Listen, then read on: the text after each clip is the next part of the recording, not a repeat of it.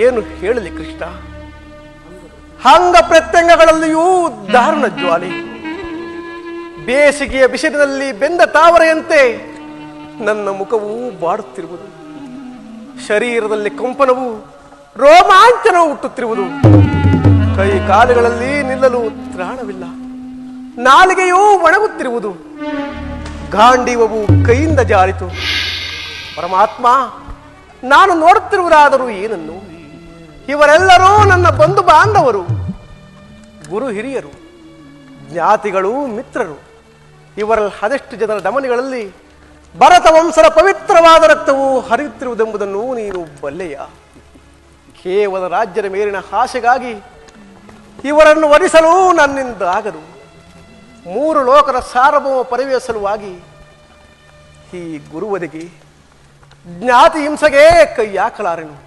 ನನಗೆ ಯುದ್ಧವೂ ಬೇಡ. ದಯಮಾಡಿ ರಥವನ್ನು ಹಿಂದಿರುಗಿಸು ಮಿತ್ರ.